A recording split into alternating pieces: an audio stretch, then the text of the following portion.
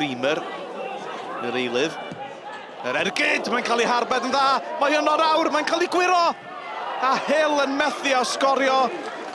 Ymdrechion Jones yn ddigon. Yr ergyd gynta yn rhy boeth i'w dal. Yr amddiffynwr a'r golwr yn gwneud ei gorau glas i gadw i'n ddi-sgôr.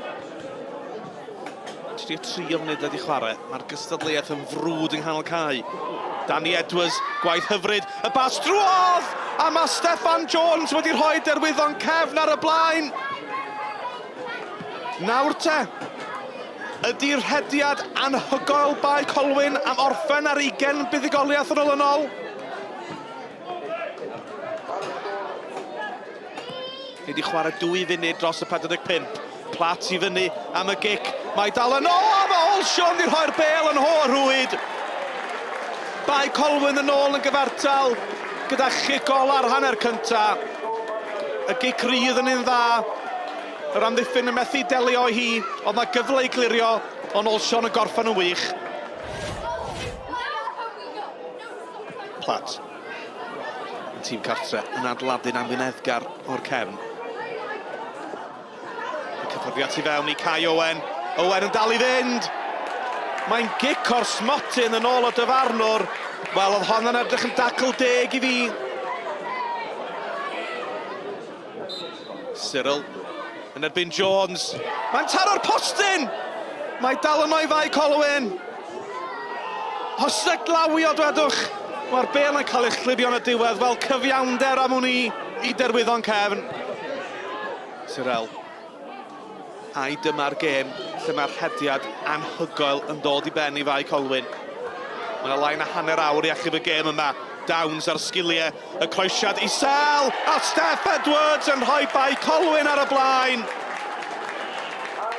Gwaith gwych gan Downs ar yr asgell lle, y sgiliau yn odidog. Ac yna, Steff Edwards yr hen ben yn isgubo i mewn. Mae'r tîm cartre ar y blaen a'r dorf wrth i bofe. Cyril yn codi ben. Sam Hart yr eilydd, a rediad. Hart dros ben y golwr, a Kai Owen yn gwneud yn siŵr. Wel, dwi'n meddwl fyddai dros y llinell gan Sam Hart, ond Owen fydd yn hawlio'r gol. Symudiad gwych gan Bae Colwyn, sgiliau hyfryd gan Hart, ac Owen yn y fan ar lle. 4 munud yn weddill. Ryan Edwards ar gic. Gito Williams! Mae'n 4-1 i Bae Colwyn. Yr unfed buddugoliaeth ar 20 olynol yn y gynghrair, a mae'n fuddugoliaeth swmpus yn y diwedd. Pleased with the result in the end. First half, not so, because we're better than that. Second half, really pleased because we took the game to them and really imposed ourselves on them. It was tough, and I think fitness showed a huge part of it today. But you know, I'm proud of the players and for their effort and what they've given in the game. And I thought 4-1 flattered them at times, but you know, I'm proud of my players, and you know, it'll be a real good learning curve for them and something that they can take into the future and learn from. A dy bedweddau gol di o'r tymor y trydydd gol o'r gêm yn neud y canlyniad yn sicr felly. Oedd, dwi'n meddwl oedd Hart i reit hapus, ond o'n i jyst eisiau gwneud yn siŵr bod i fewn, ond ie, to contribute i'r tîm i gyd, dim jyst i fi, so ie, 3 pwynt yn bwysicach na ar gol.